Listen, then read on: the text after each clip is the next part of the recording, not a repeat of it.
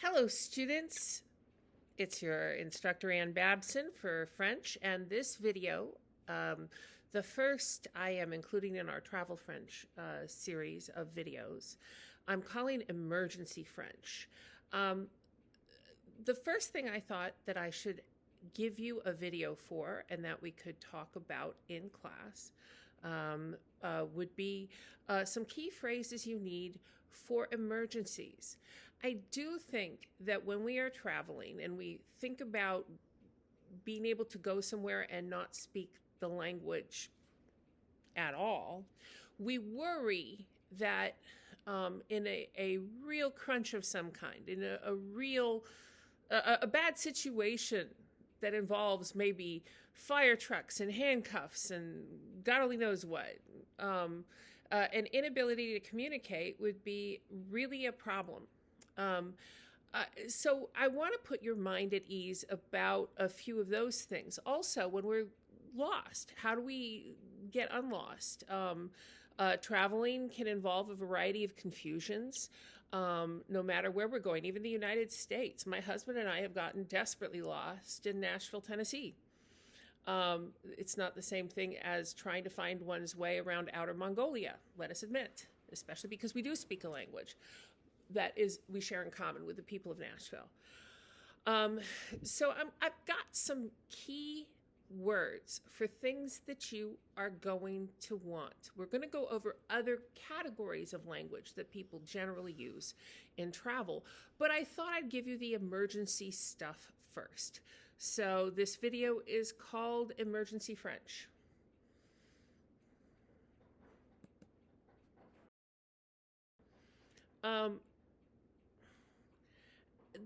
The first thing I want to tell you about emergency French, or an emergency in a place where nobody is fluent in your language, is that you probably have some non-verbal communication skills you have not understood that you have, or you're not fully aware of how effective those are. Here you see a photo of a solitary young man, and there's another table next to him at a French cafe. What if he needs help from the waiter and he doesn't know how to say something to the waiter in French, like really any words in French? How could he get himself some food, a glass of wine? How could he do that? The truth is that apart from the fact that when one is a tourist in a town that often receives tourists, we're fortunate in that our language base here in the United States is English, and that is a very widely spoken language in the world. It is not the same thing as Serbo-Croatian, which is not as widely spoken, or certain dialects of Chinese, which are spoken in mountainous regions. Not even in Beijing would you fully be understood. We're fortunate. So we have the ability to get somebody's attention. But even if, let us imagine, you were parachuted into Outer Mongolia and you spoke no Mongolian, nor Chinese, nor Russian, which might be spoken there. You had none of those languages. You really communicate in tone. You communicate in gestures. And even where someone does not understand what you are saying at all, you can ultimately find ways to communicate. One time when I was living in Paris, a woman from what was still at the time a Soviet bloc country distracted me on the street. She pulled on my sleeve. I was surprised by this. I didn't think she would have any reason to talk to me. She was an older lady, and she clearly seemed like she was in some level of distress, not massive distress. And she tried speaking 5 words of German. I can say hello and thank you in German, but you wouldn't want me to teach you German. And she needed my help, and she pulled out of her purse a hotel key. I was able to look up on a map where the hotel was, and I tried to talk to her about it. She couldn't figure it out, and she pulled my sleeve again because I was thinking about getting ready to leave, but I realized I worried about my own grandmother being alone and not able to communicate or not able to get help she needed. What would I do if this were my grandmother? Because she was the age of my grandmother. She asked me to go in the metro with her. And I helped her figure out how to get back to this hotel. She had somehow missed a tour bus for a tour group for the people from her region that were on some kind of diplomatic tour. And I helped her get back. And it was a long metro ride, but even through that, she was able to figure out by hand gestures and things like this, to figure out my name, how old I was, whether or not I was a university student. She was able to tell me the name of her children. She showed me pictures of them. We were able to communicate well beyond what Serbo-Croatian and English would allow us to do, not sharing French or German as a common language. My point to you is, first of all, if you were on a cafe terrace in Paris, or really anywhere in France, there is a reasonable chance that somebody speaks at least a little bit of English. Second of all, you have your hands, you have your tone, you have your eyes. If your dog is able to understand whether or not you are angry, whether or not you are pleased with what the dog has done, you have communication skills. And every single person you will meet is at least triple the intelligence of your dog, no matter how smart your border collie is. So don't be shy about using the communication skills that you have when you need them just in English. Don't be intimidated by this. The worst that happens is people shrug. They don't understand. But people will be at least curious to find out more about what you want, who you are. And not everyone will be equally helpful. People can be rude. But I guarantee you that maybe the chance of that older woman from a Soviet bloc country was unlikely to meet 100 people on the street who were willing to help her get back to her hotel. The chances of her finding one person out of 100 who would, me, was almost certain. So you are not going to be utterly stranded without any resources at all, because the very fact that you have reached adulthood and you have been able to get on a plane without having an adult accompany you just to make sure you got on the plane okay, means that you have a set of skills that are transferable even if the language is not yet in your command. So don't be scared, is my first small bit of wisdom for this video.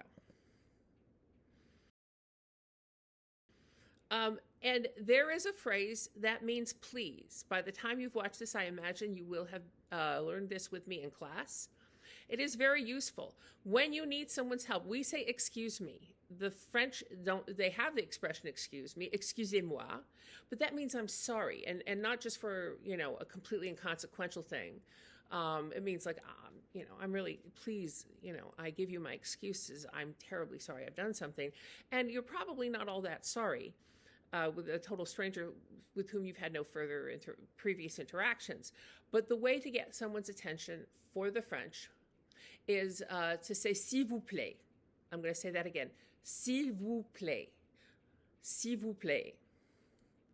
And if you say that, people will understand that you're addressing them potentially. I can't promise you that everyone will be equally marvelous and polite, but like I said, you just need one person who can help you. And if you're on a relatively busy street, the chances are good that someone will stop. And so if I need directions, here is what I would do.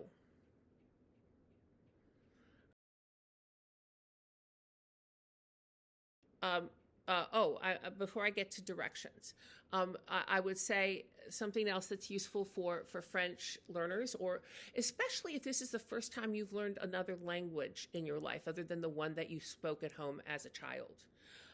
Most translations from one language to another are not word for word. In other words, Steve Martin jokes in an old comedy recording. He says, it's like the French have a different word for everything. Well, yes, but more than a different word for everything, they're going to construct the sentence differently to mean approximately the same thing as what we want it to mean, but it's not going to be word for word the same. And cultures and customs in different places call for different modes of expression. If you have traveled quite a bit, you probably already know this. But if you are planning a trip to France as possibly your first trip overseas in a place where they do not speak your language, I think that that is useful to think about. That a word-for-word translation may not work in every situation. So if please isn't precisely what you mean and what you want to say is excuse me, hello, s'il vous plaît, actually means that culturally, even though the word means please. And so if I am trying to say excuse me, please, s'il vous plaît covers that. S'il vous plaît. And then, so let's say I want directions. And I'm going to the Louvre. I know it must be in the neighborhood somewhere near where I am. I got off at the metro station that said Louvre. That was a reasonable assertion on my part that I was close by. But I look around, I look to the left, I look to the right. I don't know where the Louvre is. I might say, if I need someone's attention, s'il vous plaît, le Louvre. I'm going to ask you to practice that with me at home. S'il vous plaît, le Louvre.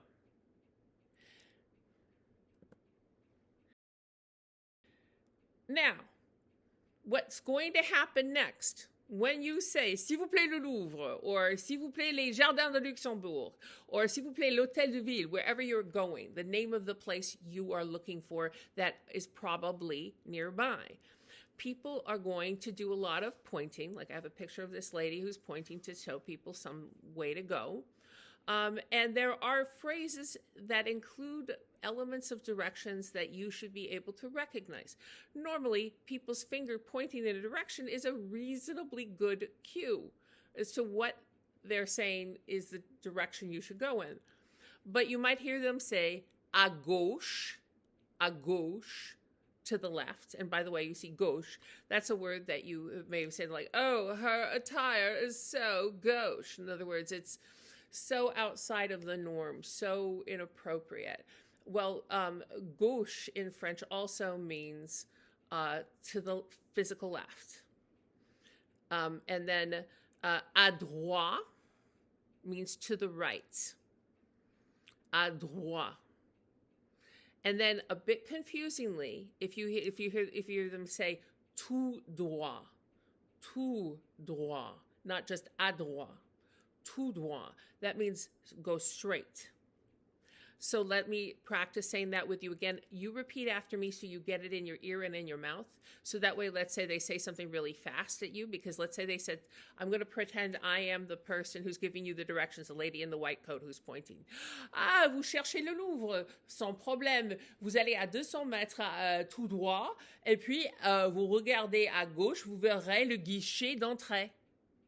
I just told you, oh, no problem, the Louvre, you go for about 200 meters. Think of 100 meters is like a football field, and then you turn left, I said, and you will see the entryway where you buy the tickets to go inside. And so let's say somebody said all that to you, and you thought you saw what direction she was pointing in, and she said gauche.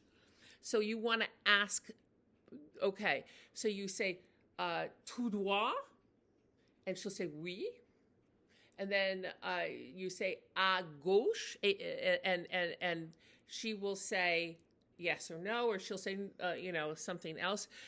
Let's say you only get halfway there when she's pointing. That's not the end of the universe. If you can at least understand the direction the person is pointing, go as far as it seems logical to go, then ask again. S'il vous plaît, le Louvre. Ask again. But so I want you to say these words that I have put in the little red box on your screen here. Let's practice. You repeat after me. À gauche. Once more. À gauche. That's go to the left. À droite. À droite. And then that means to the right. And then if I'm saying go straight, I say tout droit. Tout droit. And it will feel that as if the French are speaking quite quickly. Because if you heard English and you did not have any knowledge of English, you would sound rapid because your mind is trying to untangle the confusion it feels with language it doesn't fully understand. To us, it does not feel confusing because this is our native language or our learned language. And we are therefore able to instantly understand when somebody is using English. We're able to allocate meaning to it, to accord meaning to those words because we've known them since for a very long time. While you are learning a new language, it will feel always as if people are speaking in it rapidly, not because they are for the terms of their own society's pace, but because you are trying to catch meaning where you don't fully recognize things. Don't be intimidated by that. You are a human being. The other person's a human being. You can pantomime your way to a lot of understanding, and through tone and gesture, people can get by quite a bit. So let's say it one more time. À gauche, left. À droite, to the right. Tout droit, go straight.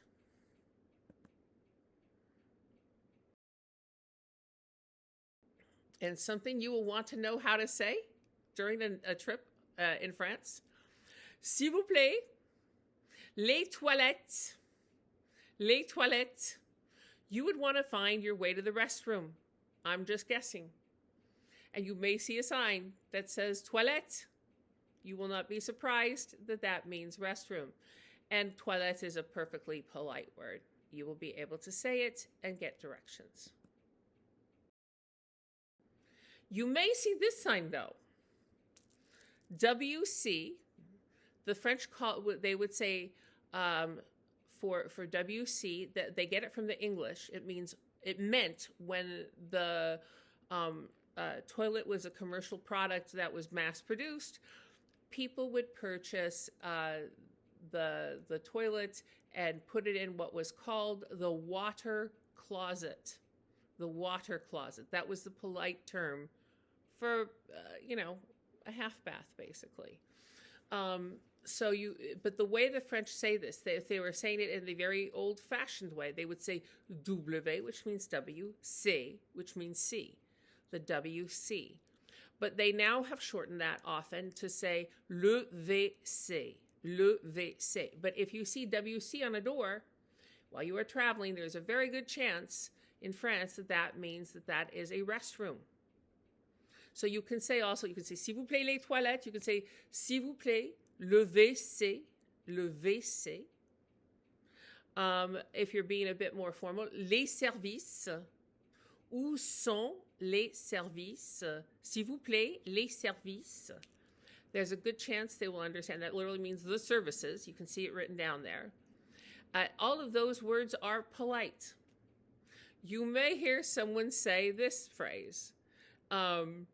S'il vous plaît, les chiottes. Les chiottes. That is a term that sounds a little bit like shit. There's a reason for that. It's a term that is sometimes used. It's a bit vulgar. The shit can, basically, if you'll pardon the expression. So we say les toilettes, le WC, les services, or les chiottes. S'il vous plaît, les toilettes. I suggest you practice saying that. There will come a time in your trip where you will be glad that you can say that.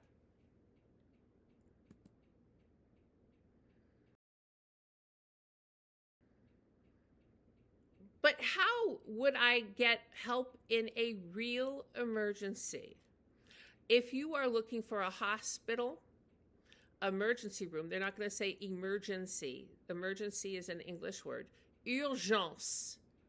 Urgence is the term for the place where you have an emergency room. And if you are in need of it and you arrive at the hospital, you say, s'il vous plaît, les urgences. Les urgences. Someone will get it. And I'm hoping that you have a completely peaceful and uneventful trip. Other than that, you have a fabulous time, and that there is no need for the vocabulary I'm going to give you now. But in order for you to feel more secure that you have this under your belt, I'm going to go through a few of the words you use for emergencies. And so there are things to shout in the event of an emergency that people will understand it's an emergency. You're not just a drunk tourist who is playing a game with a friend. If I shout the following, the phrase at the top, au secours, au secours, au secours, that means some kind of help of some kind. Not necessarily medical, not necessarily police related. Au secours, it might mean someone fell down and I'm having trouble lifting that person up. And au in this case means to the, and secours is help. You'll recognize, if you've ever read the King James Bible, the word succor, which means help, in secours. We share this as an older word in both languages. So I'm going to say it again. Au secours. Can you say that after me? Au secours. Au secours. And notice that I didn't say it. I smushed it a bit together, which is what French do with their language. I didn't say au secours. I said au secours. That is actually more understandable than saying au secours. Au secours. Au secours. And if you really forget that, and it is an emergency where someone robbed you, or something worse, God forbid, you know the word police. Shout, à la police! À la police! And that means somebody call the police. I'll say that again. Au secours! You say, au secours! À la police! And then that would be for that. But let's say you need an ambulance. Aux urgences. Aux urgences. Remember, urgence refers to the emergency room, and someone can call or get the attention of someone. And if you run out of any of that, let's say your brain is erased of any French because whatever happened is so traumatic, shouting at the top of your lungs to try to get attention probably will work to some degree. But I suggest you know those words so people understand what you're asking for. And so here you see a weird situation. One of the things about traveling in a foreign country is that weird situations occur, and you may need help with them. It's not all the time. I hope you have nothing but lovely events throughout your stay. But let's say you rent a hotel room and you find raccoons in it. I think that's a problem. Maybe you are such an animal lover that a raccoon that you haven't fully investigated to see whether or not it has rabies is just a lovely part of your journey.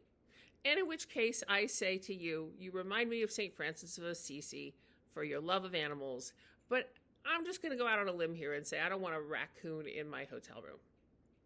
Now, I have a choice if I'm a traveler and I don't speak a lot of French and I want to go down to the front desk and I want to say, hey, there's a raccoon in my hotel room, but they don't speak English. Do I go get my little French dictionary where maybe that raccoon's sitting on my French dictionary and maybe it does have rabies and maybe I really don't want to touch it, like ever. So what am I going to do? What on earth am I going to do? Well, I could look up the word for raccoon somewhere, maybe on my phone. I can then try to construct a whole grammatical sentence about, excuse me, please, will you please come up from the front desk to my hotel room? There seems to be a raccoon sitting on my suitcase, which contains my personal possessions. Please come help. That's a lot of French for what looks like a situation you probably want to resolve before the night is quite over. So what can you say when it's just a weird situation and you need help and it's legitimate help? Obviously, you're going to need to talk to somebody who has some kind of interest in helping you because, say, you're a hotel guest and they run the hotel front desk. Here is where to begin. S'il vous plaît, again, that word, please. Il y a un problème. Il y a un problème. Il y a un problème means there is a problem. Il y a is an expression that means there is. Notice it's not word for word. It's like it's complicated. Don't try to make it work out in a word for word way. What it literally says is it there has a problem. Il y a un problème. S'il vous plaît, il y a un problème. And then the last thing I wrote is venez voir. Venez voir. And this I say like this while I'm making a gesture. Venez voir. Come see. They will understand there is a problem if you say, y a un problème. And even if they've, not used English before because they're afraid of making a mistake, maybe this is a time where they say, what is the problem? I am supposed to stand here. You could try explaining the raccoon, or just say in French, venez voir. S'il vous plaît, il y a un problème, venez voir. These are phrases you will want to know. And the truth is that once the hotel clerk gets up there and sees the raccoon, and you weren't looking up the word raccoon, the hotel clerk is likely to make a gesture or a noise going, oh la la la la, hola, hola, and then they'll go out and they'll call the Humane Society or equivalent thereof, and the raccoon will find himself repatriated to the woods. The truth I think you'll find as you travel is that honestly, most people we encounter when we're traveling, if we aren't jerky, probably want to help us if they think we have a real problem. If we need some additional help, most people are inclined to be kind. Thank God for humanity's potential for kindness. So let me know if you have additional questions, but I thought that these were some key terms you would want to have as you study this language in anticipation of a trip to France.